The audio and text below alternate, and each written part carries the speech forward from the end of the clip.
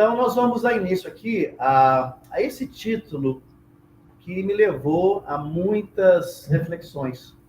Já tem 2 semanas que eu pensei, é um erro, né? Eu pensei que essa palestra, que esse collab era da semana passada. Que bom. Então, assim, a providência divina, ela é muito astuta, ela é muito sábia, né? Só vou começar a preparar o rapazinho aqui, né? Rapazinho. Com bastante antecedência. As meninas estão muito ocupadas, deixa eu preparar o rapazinho. Sim. Mas, na verdade, antes de a gente começar a falar sobre o título de hoje, que é O Ouro Intransferível, ele está no capítulo 135 do livro Caminho, Verdade e Vida. Esse livro eu gostaria de sugerir para todos aqueles que queiram começar o Evangelho no Lar, que queiram ter aí um livro de cabeceira para ler algumas páginas, uma página gostosa, uma página para você relaxar. Antes de dormir, esse livro é excelente. Existem vários outros também, Palavras de Vida Eterna, Jesus no Lar, que é maravilhoso, né, Marisa? E tantos outros. Mas eu tenho uma história particular, uma história muito íntima com esse livro, porque desde que eu me casei, que eu comecei a evangelizar os meus filhos, que hoje já são homens formados, né? Homens, são adultos já, eu estava falando aqui com os nossos amigos, que esse livro eu tenho na minha casa, datado do ano de 94. Então, tem bastante história aí. Vamos para quase 30 anos do mesmo livro. E ele está todo em pedaços lá e tudo, mas a gente não se livra dele. Porque esse livro, na verdade, gente, ele tem as nossas digitais. Ali as crianças reclamaram, as crianças choraram, fizeram pirraça. E hoje, eu acho que eu posso agradecer a espiritualidade maior, porque estão se tornando homens de bem. Né? E isso aí é o que a gente deseja para todos. Mas vamos lá. O que seria esse ouro intransferível?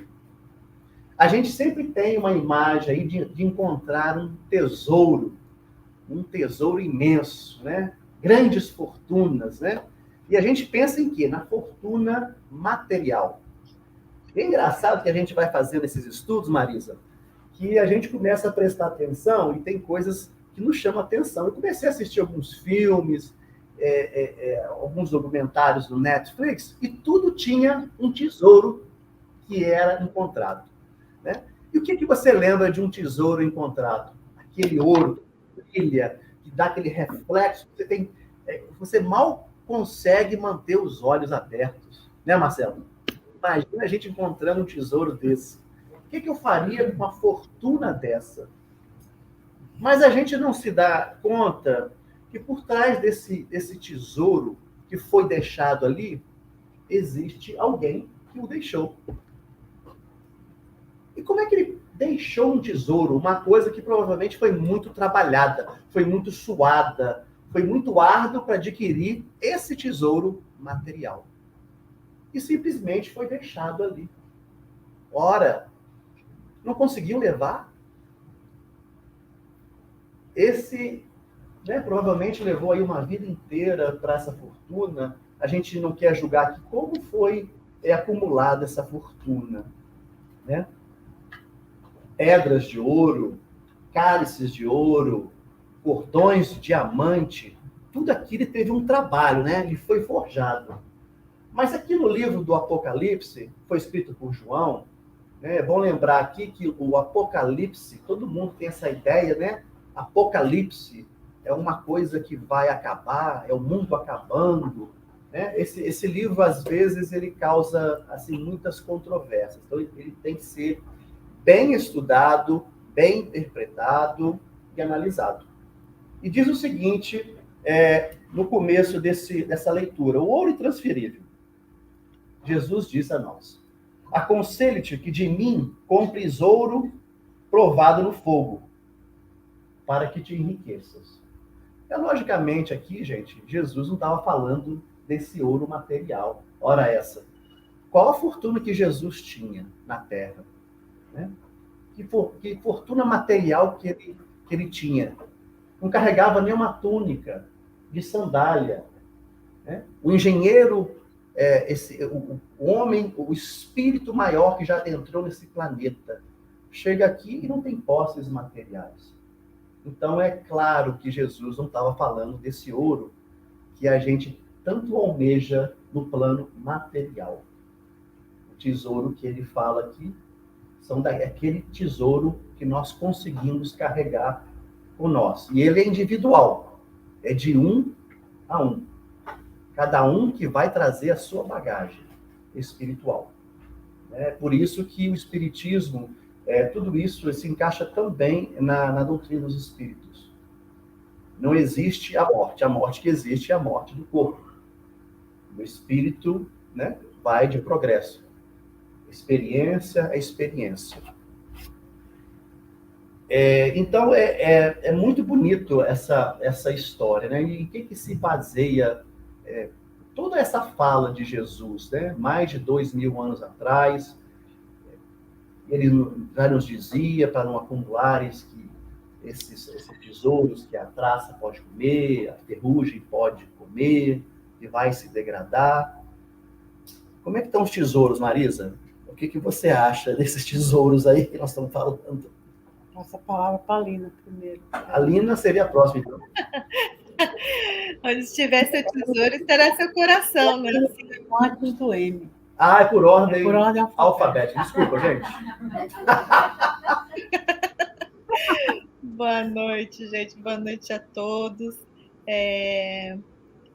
E realmente, só para a gente pegar o gancho aqui do Ronaldo, vou lembrar que o Apocalipse, ele significa revelação. É uma revelação que foi dada a João de como seria essa transformação do homem, da humanidade, e que a gente vai passar, estamos passando por todo esse processo.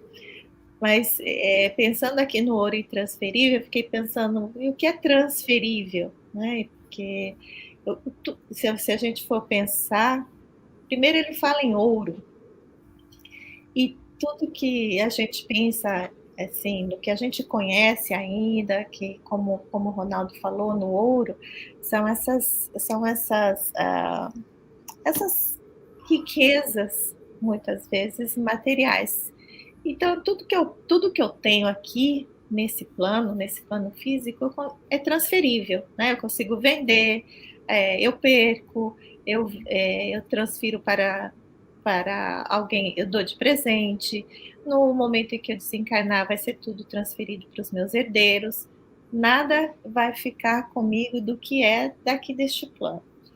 E não só isso, mas também fiquei pensando nas relações familiares, né? Eu desencarno, já não tem mais marido, esposa, a minha mulher não vai mais ter isso, esses meus filhos. Então, nós vamos percebendo que nós somos todos irmãos, irmãos como humanidade, filhos do mesmo pai. E essas ligações também são muitas vezes...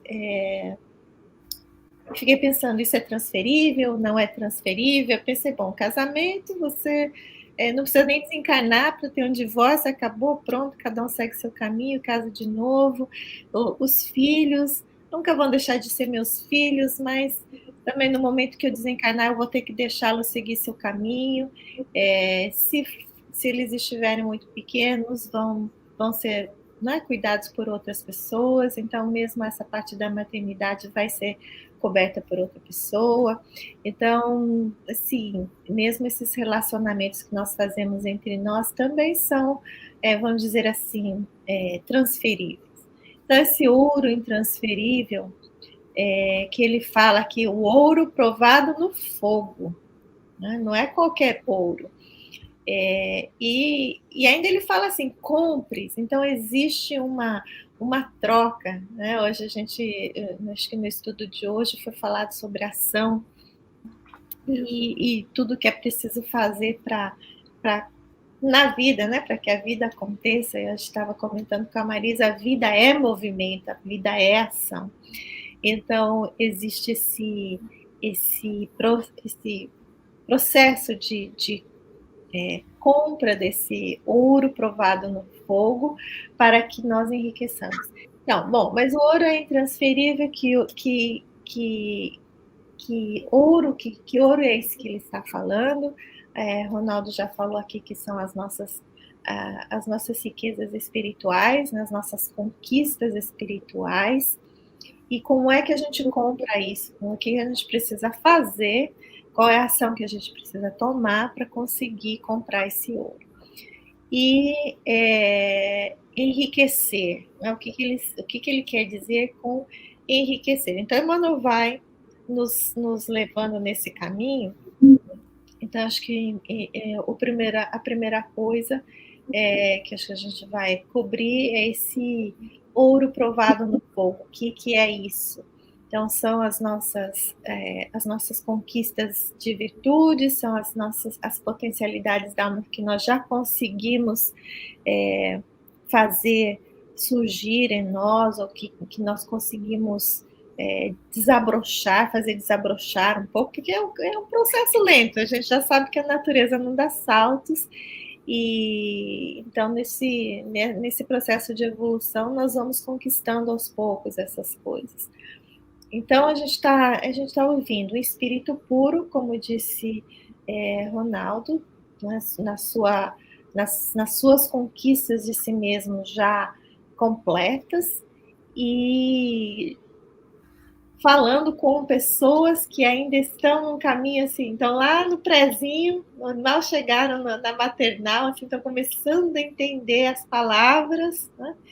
E o que ele quis dizer com isso. Então, acho que é isso que a gente quer, é esse processo que a gente quer conversar hoje. Né?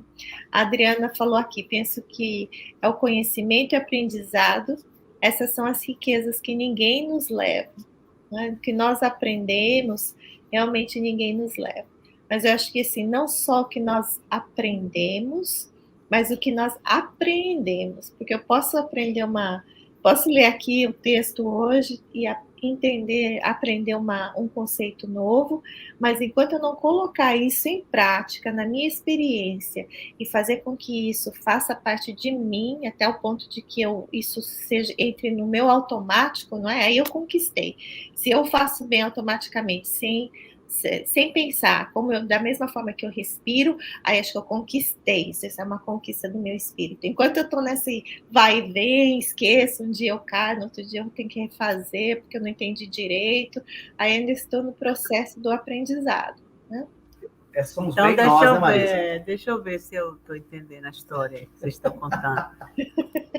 Quando o ouro é intransferível, você explicou, né, dos bens materiais, que a gente pode sim transferir, né, para as pessoas, né, para filhos, para, né, o que você amealha materialmente na sua vida, você pode distribuir para quem você quiser. Mas você não pode levar com você quando desencarna. Né? Para nós que já sabemos da imortalidade do espírito. Então, é alguma coisa que você usa para viver enquanto está na matéria, para auxiliar na matéria. E a gente vê durante a vida física muitas pessoas que vivem intensamente e brilhantemente, com pouco ouro. Ouro que eu digo os recursos materiais, né? A gente vê um Chico Xavier, uma Madre Teresa, a gente vê Martin Luther King, pessoas assim que viveram na vida material com pouco do ouro, vamos dizer assim, dos recursos, né? E viveram e fizeram suas passagens brilhantemente no mundo. Então, não quer dizer que só se vive bem materialmente, só alcança as vitórias dos seus desafios, as suas superações, o seu crescimento, aqueles que materialmente são abastados. Não é essa a proposta. A gente vê que se pode também fazer muitas coisas durante a encarnação sem muitos bens materiais. E que ele fala de um ouro que não é transferível, é intransferível. A Lina trouxe os recursos internos, né? As potências da alma, os valores, né? Que é isso que o espírito vai construindo. O espírito imortal ele tem que fazer alguma coisa por causa da imortalidade.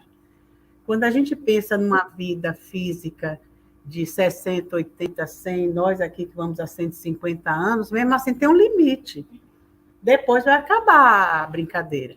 Mas a gente está pensando numa existência imortal, né? Que ela vai ficar e vai só sempre crescer e melhorar. A gente nunca anda para trás, né? Bom, isso, o espírito não regride. Ele até estaciona às vezes, mas ele não anda para trás. Sempre vem, dá umas patinadas, mas sempre vem a violência, a força do amor de Deus que nos impulsiona para frente, sempre. É violento porque é forte, é vibrante, não tem como a gente ficar no mesmo lugar. Então, isso faz com que a gente construa os valores que são imperecíveis e que são intransferíveis. São os valores materiais, aqueles que são frutos da força do nosso sentimento. É isso que nos faz maiores, mais fortes, mais ricos, mais poderosos, é essa força interna, né? Então, que bacana isso. E isso você transfere, eu acho que o único meio que você tem de tornar realmente isso uma potência de alma é quando você pratica. Por isso que Jesus só fala na ação. Faça, veja, ande, olhe, caminhe. Sinta. Eduque. Tudo é um imperativo, é tudo para você ficar fazendo, ficar vibrando naquela direção, para que, mesmo que bater ovo, né? Se você ficar batendo assim devagarzinho aquela clara ali, não sai do lugar. Mas se sua mão se transforma numa batedeira poderosa, Ave Maria, aquilo no instante borbulha, né? E graças a Deus que criam, né? Você vê que a vida material quer logo nos mostrar que dentro de nós existe essa força também, que a gente pode gerar um sentimento ali pequenininho, passar uma vidinha toda, viver 80, 100, 150 anos, naquela amorosidade, aquela coisinha mais ou menos, que diz assim, não, fulano, do dia que veio ao dia que foi tudo assim, plain. Olha que coisa mais sem graça, né? Cadê? Não borbulhou? Porque é por isso que a gente tem que viver intensamente. Porque quando a gente vive a dor, a gente vai buscar a força da fé, da esperança, da paz. A gente vai em busca daquilo que acalma aquele transtorno. Mas quando a gente vive aquela coisa, não, é assim mesmo, eu nasci assim, feito Gabriela, acabou-se, menino. Acabou-se, porque nem se ouve mais falar em Gabriela, né? Foi naquele tempo lá que os baianos mostraram como Jorge Amado, né? Jorge Amado mostrar como é Gabriela. Nasci assim, vou morrer assim. Vai nada, a bichinha fez um bocado de coisa também. Mas a gente não tem mais condição.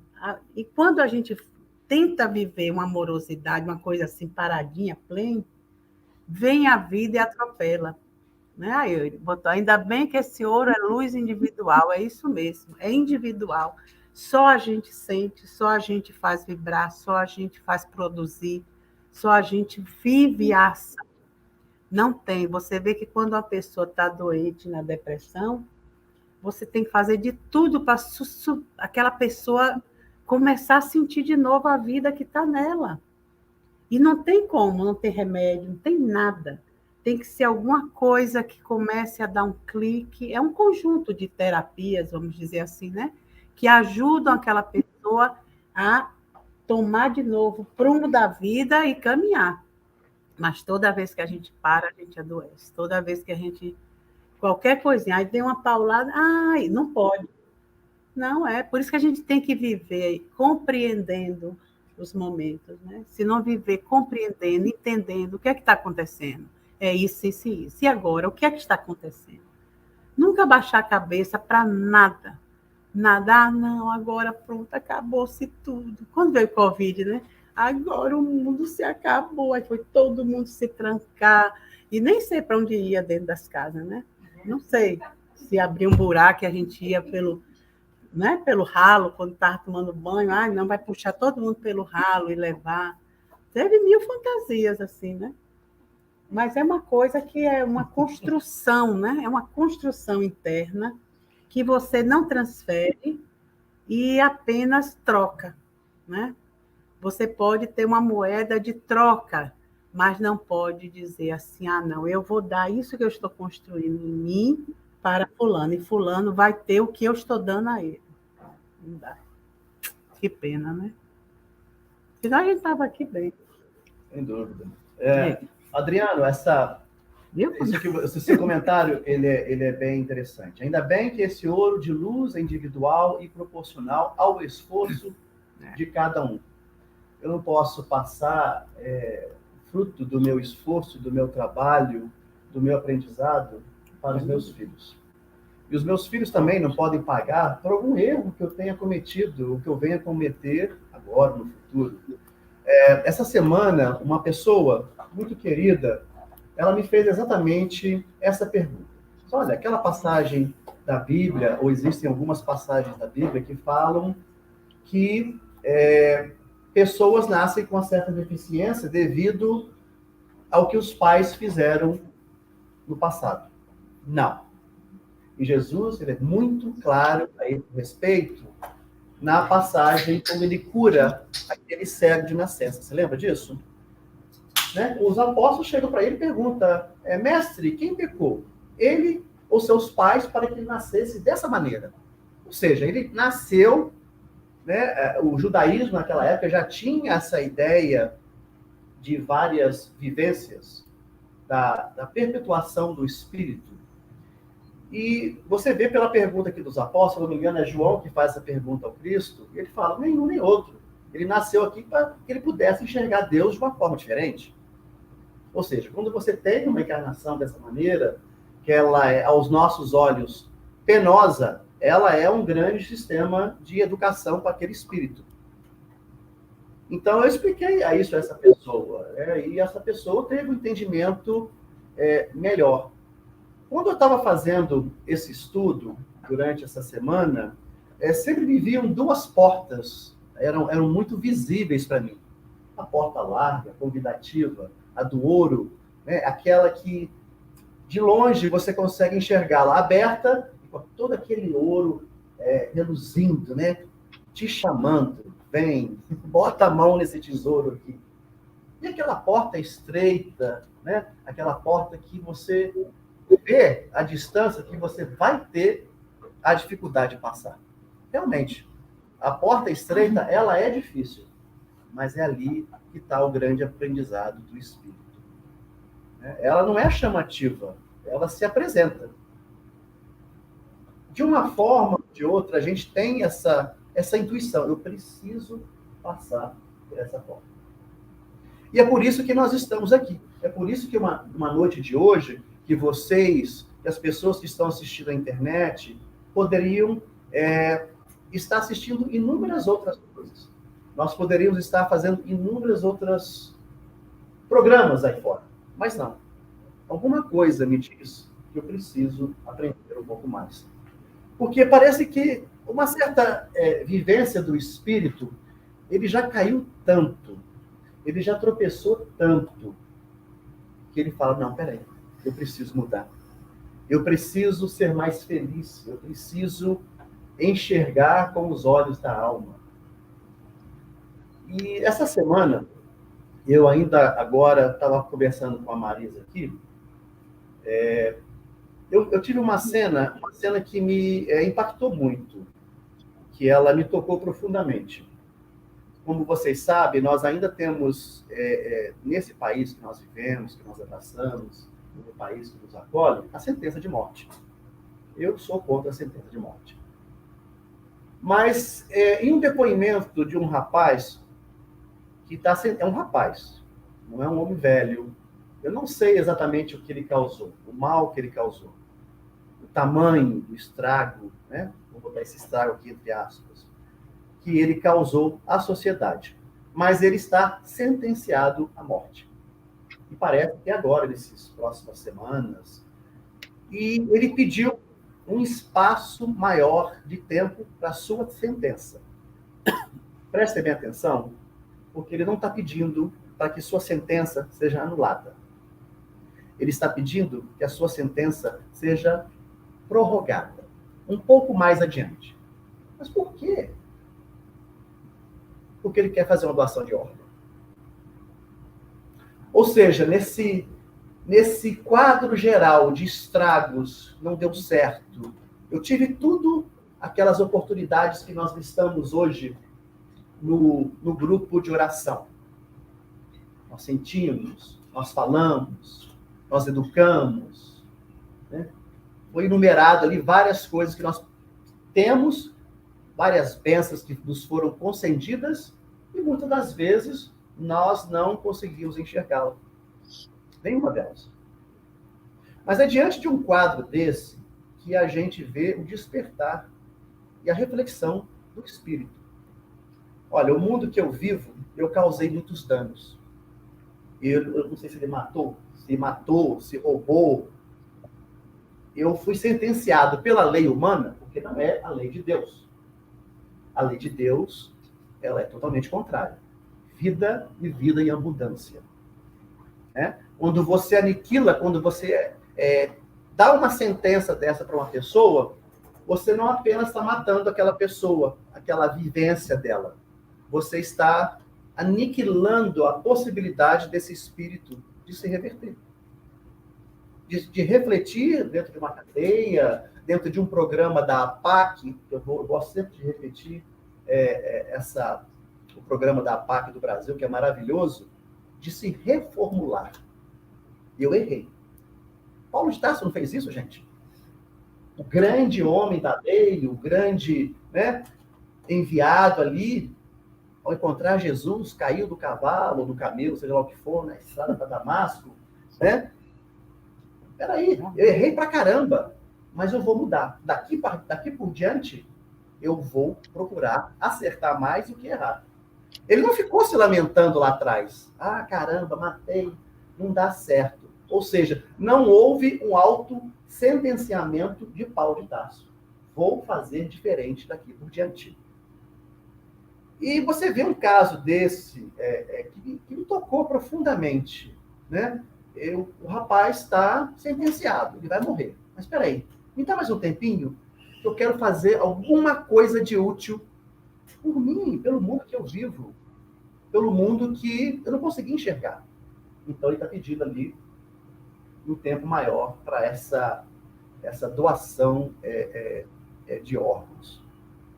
E isso são apenas alguns dos casos. Existe um caso, nós temos muito no nosso pensamento essa sentença: eu pratiquei o mal, acabou, eu vou para o inferno.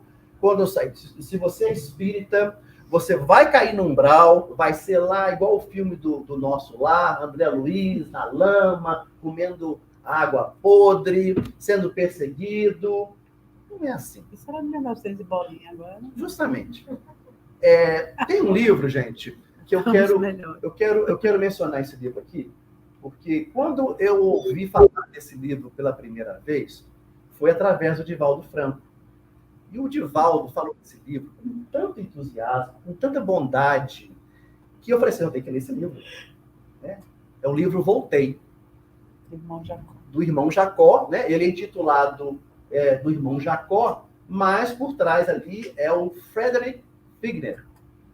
É um imigrante da antiga República Tcheca, que era judeu, que vem para os Estados Unidos, depois vai para o Brasil. E chega lá no Brasil em 1891 com uma vitrolinha na mão. Caramba, hein? O que ele ia fazer com essa vitrolinha? Pois era o progresso no Brasil. Foi a primeira vitrola que entra no Brasil pelas mãos de um imigrante. Né? Então, em 1900, eu até fiz uma nota aqui para não esquecer, ele fundou a Casa Edison, em 1900. E ele fundou, mais tarde, a primeira gravadora do Brasil, que é a gravadora Odeon. Marisa está sabendo, tá vendo? Fala que eu não estudo nada. Eu acho que todo mundo aqui já ouviu falar na Odeon, né? Em tempos passados, aqueles discos de vinil. Odeon, ela foi, dos LPs, exatamente. Ela foi fundada pelo Frederick Figner. Frederick Figner foi uma pessoa que contribuiu imensamente. Conheceu o Chico Xavier, conheceu a doutrina, se transformou. Não, eu quero trabalhar, foi um dos grandes trabalhadores da doutrina. Mas o que eu quero falar aqui construiu a gráfica da FEB, exatamente. Foi presidente da FEB. Foi presidente, teve uma doação de um prédio também envolvida, parece. Ele fez bastante coisa. Foi muito ativo. Então, o Frederick Figner é um cara assim, de grandes posses financeiras. Então, você vê aí, né, que ele tinha o poder aquisitivo. E ele fez um bom uso desse poder aquisitivo, trabalhou, ajudou várias pessoas. E conta no livro, é um livro que eu aconselho muito a vocês lerem. Eu li e quero lê-lo novamente. Não é muito grosso, não. Eu Não, do ele é rapidinho. Mas ele tem encontros maravilhosos nesse livro. Pessoas que ele conviveu na Terra, né? Então, quando ele chega no plano espiritual, o Frederick Figner, ele não passou pelo umbral. E quando ele chega do lado espiritual, ele não chega sozinho. Chega com ele uma pessoa que havia praticado um assassinato na Terra. Mas olha só que coisa interessante. Essa pessoa não passou pelo umbral, né? Ou o passado o inferno, né, que nós acreditávamos anteriormente. Não. E por que ela não passou, né, Marisa? Porque a partir desse erro tão grave que ele cometeu, essa pessoa refletiu. E ela mudou as suas atitudes. Não precisou passar do inferno, pelo umbral. Não havia necessidade. A espiritualidade é muito sábia e existem vários livros que mencionam isso pra gente. Às vezes tem a programação da pessoa passar por um momento que às vezes é pedido pela própria pessoa, pelo próprio espírito. Olha, o umbral tem vários, né? Exatamente. Níveis. A gente tem vários níveis de... Porque quando chega a prova para a pessoa, se a pessoa já se reformulou, se a pessoa já é diferente, para que passar por aquilo? Ela já se modificou, gente. Então, assim, o que Deus quer para nós é educação, não é a punição. Ah, coitado, olha, estou com pena, está passando por aqui. Não, cara. Está sendo reeducado. Então, esse comentário que eu estou fazendo a respeito do livro Voltei, eu não estou lembrando do nome dessa pessoa, isso pouco importa. Que o grande problema de Frederick Figner no plano espiritual é que ele não fazia a luz dele brilhar. Você lembra disso? A luz dele não brilhava. Ele vê várias pessoas que ele conheceu. Conviveu. E estavam aquela reunião ali, assim, aquelas 3, 4 pessoas reunidas, ele conseguia ver a luz que eles projetavam pelo plexo, né? E aí ele olha para dele. Era meio ofusco o negócio. E só que uma daquelas pessoas que estavam naquela rodinha era o porteiro da FEB, que era um rapaz, um senhor analfabeto, que ficava na portaria, um senhor bom e tudo. Então, quando ele fica olhando, ele pensa, ué, como é que a luz dele brilha tanto e a minha que fiz isso? Assim, ele comparou porque ele ficou assustado, né? Ele disse assim, eu fiz tantas coisas, tantas melhorias, e a dele brilha mais do que a minha, né? Mas é o problema do ouro intransferível. Aquele ali, ele não tinha posses materiais, mas ele cultivou todos os valores que ele tinha internos, né? Os valores que são imperecíveis. O dele, ele fez muita coisa boa, né? Melhorou muito materialmente o trabalho espírita no Brasil, pela FEB, mas, em compensação, não tinha muito tempo para fazer essa construção interna, porque era muito voltado para o material, para produzir dinheiro. Então, aquilo tomava todo o tempo dele. Por isso que a gente não pode deixar que a vida material tome conta da nossa existência. A existência como seres que somos perecíveis, né? Que daqui a pouco a gente não sabe se são 5 minutos ou se são 50 anos. A gente não sabe que horas vai partir. Então, esse olhar para a vida, ele precisa ser sempre balanceado.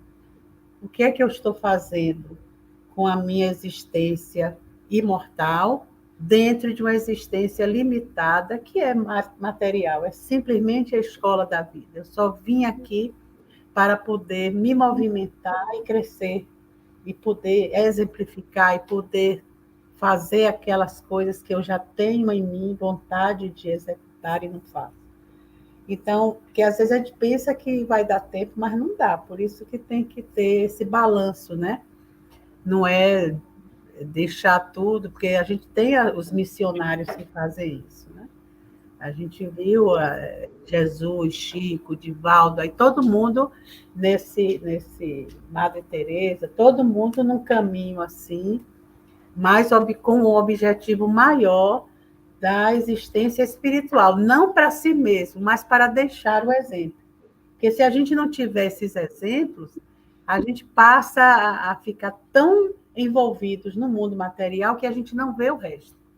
Então, a gente vê que chegou um momento que o espiritual foi para o cinema, para a televisão, foi para a vida material, para que a gente, dentro da vida material, não se perdesse. Senão ia dizer, isso é coisa de dentro de igreja, isso é coisa de religiosos. Aí começou o que? Hollywood, a Globo, começou o negócio, né? Esse movimento cinematográfico e televisivo a ficar assim mesmo, mostrando às pessoas, olha, como é bom ser bom. Não esqueça disso, não esqueça disso. Né? Diga, Dona Lê. É exatamente essa moeda com que você compra esse ouro. Né? Aconselho-te que de mim compres ouro provado no fogo. Como é que você compra isso? É com esse trabalho que você faz de conquista de si mesmo. Como diz o Emmanuel aqui, ó, trabalho árduo de profunda compreensão de vitória sobre si mesmo. Não é vitória sobre os outros, não é a vitória no plano material, não é a vitória em termos de riqueza material. Ninguém está fazendo uma apologia à pobreza aqui, não é isso. Mas não se deixar tomar por isso, não se deixar ser dominado por isso, né? Dominar, ter o controle dessa matéria. Então, acho que eu fico pensando assim, ele diz aqui, o trabalho, o esforço pessoal, o esquecimento de si mesmo, desinteressado de si próprio, né, do seu próprio egoísmo, visando o bem de todos acima dos caprichos da personalidade. Então, assim, Lina tentando fazer alguma coisa por todos, independente da vantagem ou desvantagem que Lina vai levar, né? Pensando que Lina é um espírito imortal e que quando, né, para o espírito vai ser muito melhor essa condição, mesmo que Lina sofra no momento, ou que tenha uma perda no momento. Então, acho que muitas vezes a gente pensa assim, você fez tanta coisa no plano, doou tanto, trabalhou tanto, mas não houve esse envolvimento de compreensão, não houve esse envolvimento de vitória de si mesmo, né? Vitória dos nossos quereres, das nossas expectativas, porque a gente pensa muito, eu vou fazer isso esperando algo em troca, mesmo que seja no plano espiritual. Eu vou fazer todo esse trabalho aqui no plano físico esperando uma condição espiritual melhor, e eu acho que não é isso, que não é dessa forma que a gente consegue essa troca desse ouro, né? Essa transformação de nós mesmos para conquistar esse ouro intransferível. Então, a gente pensa, eu vou praticar uma boa ação aqui, mas é muito além disso, não é a prática do bem somente, é a prática do bem, controlando o meu egoísmo, né? Sem querer nada em troca, sem esperar, sem ter expectativa nenhuma, nem sequer de um agradecimento, de um reconhecimento. Então, assim, quando a gente vai colocando, assim, entrando nas profundidades dos ensinamentos, nós vamos percebendo que assim, o material didático está aqui. Muitas vezes a gente confunde material didático com a lição, né? E a gente pensa que você fazendo as coisas aqui nesse plano, você está atingindo a essência, e muitas vezes não está. A lição está ainda lá na frente, né? Não chegamos ainda lá. Você sabe que eu acho uma coisa muito interessante, como a espiritualidade trabalha ao redor do planeta, né? Para trazer essa diferença, fazer essa diferença na sociedade, na vida das pessoas, nas famílias. A gente começa a assistir alguns filmes desses, a gente vê que não é por um acaso que isso está acontecendo. E às vezes vem por lugares, né, igual a Marisa estava mencionando, está vindo por Hollywood, está vindo pela Globo. Esse filminho, esse cartoon, o Soul, É um filme lindo. E ele fala exatamente como é que tem ali o livro dos Espíritos naquele desenho. E como as crianças se encantam e se identificam com aquela história. Olha, ele morreu, mas ele voltou. E ele tinha ali um mentor espiritual. Gente, isso aí, o que está acontecendo aí? Está sendo preparada, né? Os herdeiros da Terra. Olha, vocês vão ter que ter uma vivência mais diferenciada, né? Vamos olhar mais por esse lado aqui, do que o material ele é necessário, porém não é tudo. A proposta do Espiritismo, gente, é combater o materialismo. Nós vivemos, sim, num planeta de provas e expiações, tentando passar para um planeta mais regenerado, com mais amor, com menos ódio. A temática da nossa aula de evangelização semana passada, apesar que era a Semana de Artes, foi muito falado sobre a música Imagine. Imagine um mundo sem fronteiras, um mundo sem guerras. Né? Hoje nós temos aí na expectativa de que essa guerra de Ucrânia e Rússia acabem. Né? Os ucranianos querem que acabe, os russos também. Mas ali você vê ali as pessoas que estão no poder. Né? A gente quer ver como é que um ser humano vai reagir, o que ele realmente é. Dê poder para ele. Dê dinheiro, dê o poder. Manipular massas. O que você vai fazer disso? É uma das provas, é a porta estreita, gente. Como é que você vai passar nisso aí? Como é que você vai passar nessa portinha? Você vai ter a oportunidade de ser responsável por muitas vidas, por grandes massas. E é incrível como a espiritualidade trabalha em nós, e principalmente nessa nova geração que está chegando aí. Né? A criançada aí tem uma sensibilidade muito mais aguçada do que a nossa. Mas por que eles estão brigando? Tem necessidade da briga? O que eles querem realmente? Por que tanto ódio? Então, é uma coisa muito bonita. Eu quero mencionar aqui uma pergunta do Livro dos Espíritos, porque a gente que está nessa transição planetária, mundo de provas e expiações, rumo a um mundo regenerado, e mais à frente, né, nós vamos ter uns mundos bons. Como é que vai ser, né? Como é que pensam? Bem à frente, viu, gente? Não pensa que é 12 encarnações, o negócio está feito, não, viu? Tem muito caminho árduo pela frente.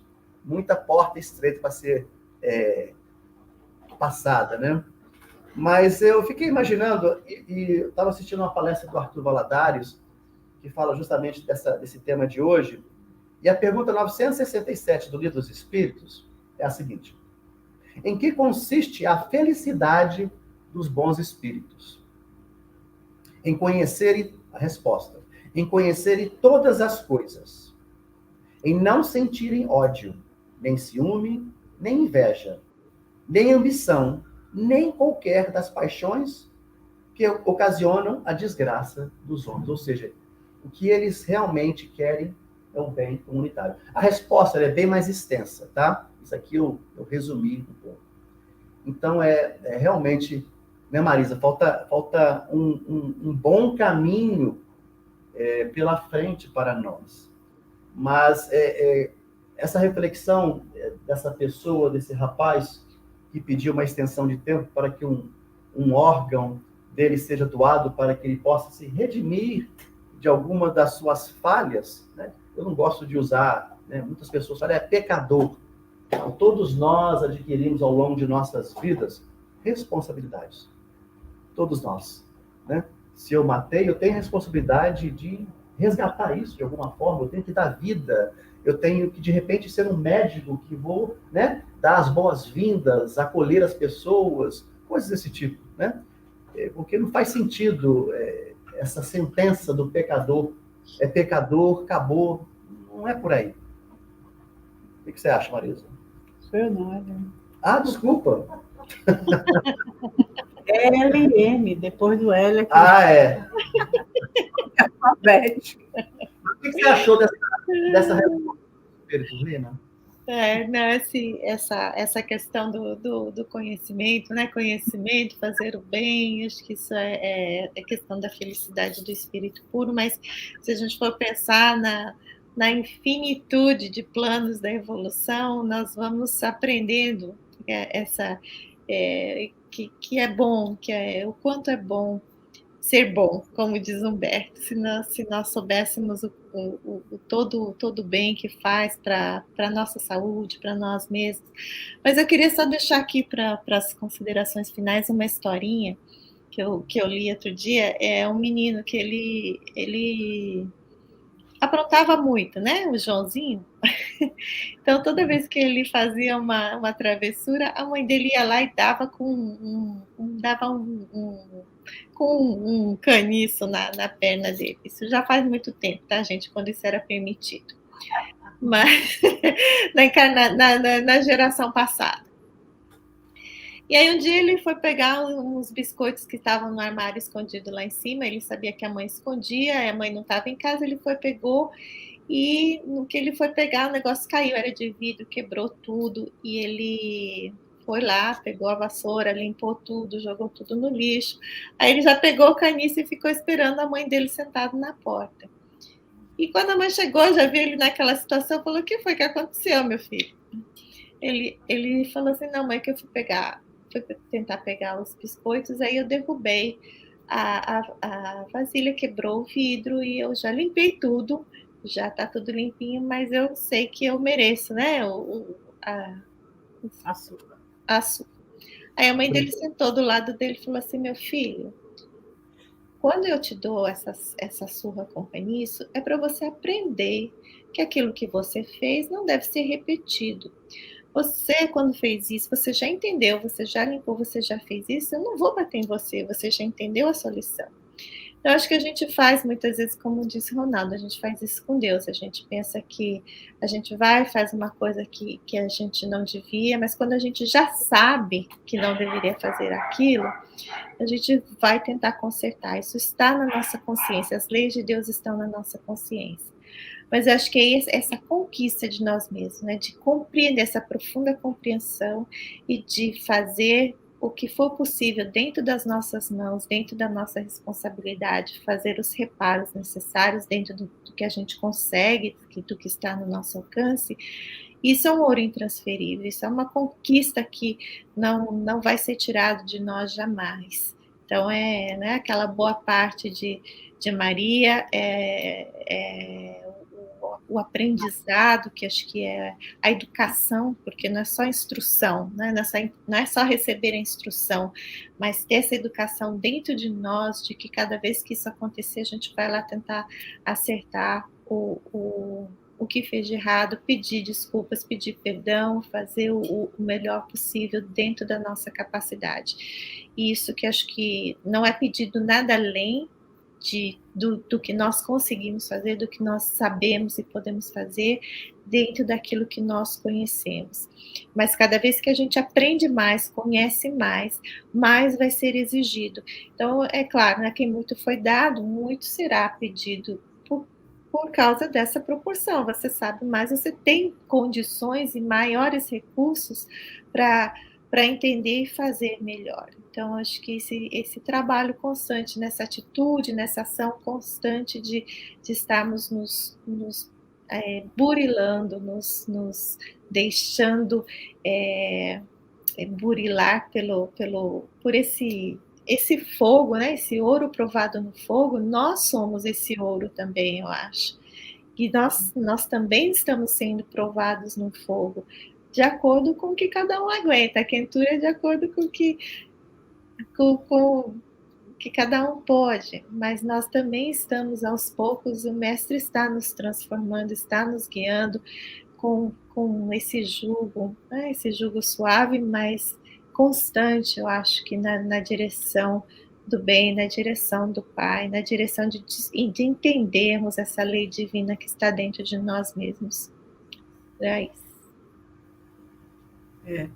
E as considerações finais também vão nessa linha, porque somos seres criados por Deus, né? Temos esse Deus imantado, esses valores morais já estão em nós, implantados em germes, só esperando nós botarmos em movimento. Então, isso a gente já vem fazendo há algum tempo, mesmo numa proporção muito pequena, porque passamos muito tempo vivendo com o coração duro e fazendo isso repetidas vezes, né? Nas vidas, sendo mais duros do que compassivos. Então, isso fez com que seja, lógico, natural que fazer o processo inverso demore um pouco, não seja uma coisa tão fácil. Eu agora sei que é bom ser bom, então eu quero ser agora. Aí faz qualquer coisa boazinha, já se sente, né? Feito o Frederico Fitner, chegar lá no mundo espiritual já brilhando. Não, você começou, meu amigo. Né? Agora você tem que fazer com que isso seja tão repetido que aquelas sombras dissipem aquelas sombras. A luz dissipa a sombra, porque o que tem de verdadeiro em nós é a luz. As sombras do egoísmo, da vaidade, do orgulho, isso são pedras que a gente veio cultivando ao longo do caminho. Ao invés de querer cultivar alguma coisa melhor, a gente só conhecia isso, a competitividade, ser o melhor, passar na frente, ganhar do outro. E foi isso o nosso jogo da vida, por muitas vidas. Então, agora a gente quer mudar o rumo, não tem jeito, a gente vai ter que fazer várias vezes, como fez a parte danosa da nossa caminhada, agora a parte benéfica, a gente vai ter que repetir para na outra encarnação dizer, olha eu de novo.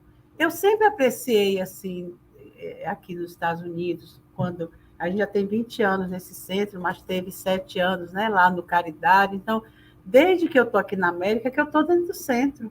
Então, eu sempre fiquei observando isso, assim, nós que estamos aqui, né, juntos há muitos anos, como a gente, né, Lina, conseguiu manter, não é o equilíbrio, mas assim uma certa constância no processo em que nós abraçamos.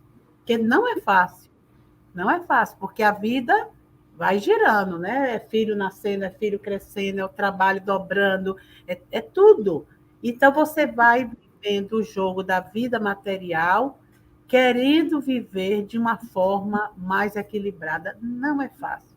Todo mundo que está há muito tempo nessa história sabe disso. Porque vai, de vez em quando, vem aquela prova maior, né? Para a gente não sair da vida se achando igual o rapaz saiu. Não. A gente tem que sair, já porque ele viveu em outra época, né? Ele hoje já faria diferente, como nós vamos fazer diferente.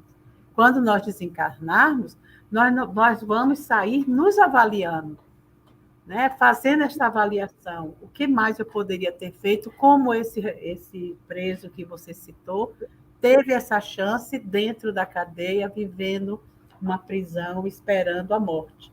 Ele sabia que não ia sair. Então, você passa a vida ali, dentro das conjecturas, ou vai ou fica. Ele preferiu dar um passo à frente dentro do mal que já tinha feito, o que é louvável. Assim somos nós. Eu acho que tudo que a gente puder aproveitar para um pouquinho acender mais ainda essa escuridão que ainda existe no nosso mundo íntimo, né? Da fera que existe, do egoísta que existe, do vaidoso, do orgulhoso, daquele que quer vencer o outro, tudo isso ainda existe em nós, e a gente vai modulando isso à medida que vai sabendo que é melhor ser diferente. Só eu acho que já querer mesmo implantar isso em si, chegar no mundo espiritual e dizer assim, está tudo escuro aqui, mas eu quero que tenha, né, mais luz, eu quero que seja diferente, como esse garoto. Olha, eu não quero mais apanhar. Eu já tentei ali ajeitar o que eu podia. A gente vai sair assim, entregando a chave do umbral, né, que você gosta lá do meu. Eu acho que não existe mais umbral, mas tudo bem. Entregando, buscando lá, olha, cadê? Onde é o umbral? E dizendo, olha, mas eu já estou aqui com essa estrutura que eu gostaria de solidificar, de melhorar. Né? A gente já tem desejos, vontades. Pode não estar tudo ainda, não é difícil, como Jesus nos mostrou, a força espiritual dele, seja lá em que situação fosse. Nós não podemos dizer isso. A depender da situação, a gente cai, a depender da situação, a gente levanta, a depender, a gente chora, né? A gente ainda vive esses altos e baixos, mas cada vez com mais consciência. A gente pensa que não, cada vez melhor, né? Então, eu acho que isso a gente tem que ter muito forte em nós, senão a gente não continua tentando. Se a gente achar que não é nada, que não consegue nada, que está tudo acabado, a gente fraqueja. Mas quando você sente, não, caiu, vou levantar. Posso não levantar como eu gostaria de levantar, mas vou levantar sim, vou rastejar, vou caminhar, vou pedir ajuda. A gente vai. Agora, não pode sonhar, é desejar uma ilusão. A vida de ilusão, eu acho que não cabe mais na nossa realidade espiritual. A gente entrou para viver uma realidade espiritual que não tem mais volta. O bom de ser espírito imortal é isso. Uma vez que você fez assim na cortina, meu amigo, você já está perdido, ou seja, achado. Né? Então, essas são as minhas. Obrigado. Olha, toda vez que eu venho aqui na Casa Espírita, eu tento olhar para o quadro do Cristo que está aqui ao nosso lado. Quem já veio aqui na nossa casa sabe. E para a frase que está escrita ali em cima. Preste bem atenção nessa frase, gente. O amor é a força que dirige o nosso universo. Uau! Isso é uma coisa muito poderosa, uma frase muito poderosa. Ou seja, tudo que há no universo é movido pelo amor. Eu faço sempre uma análise do pai ou da mãe que está ensinando os filhos a tomarem os seus primeiros passos. Acontece muito e muito, eles vão cair. E o que a gente faz? Ah, caiu, levanta, não doeu, deixa o papai, deixa a mamãe dar um beijinho, vai sarar. A gente vê o Cristo na cruz pedindo e dizendo ao Pai que nos perdoasse, porque nós não sabíamos o que estávamos fazendo. E naquele momento, onde empurrado nele a lança, que aquela gotinha de sangue cai no olho do soldado romano, que ele é curado imediatamente, ele se converte, e logo depois ele vai atrás de Judas Iscariotes, né? Um amigo, né? Aquele que caiu. Agora imaginem só, gente, se Jesus era todo esse amor, se esse amor que nós temos para com os nossos filhos, de ensiná-los, de encaminhá-los, de colocá-los na linha reta, como deve ser o amor de Deus?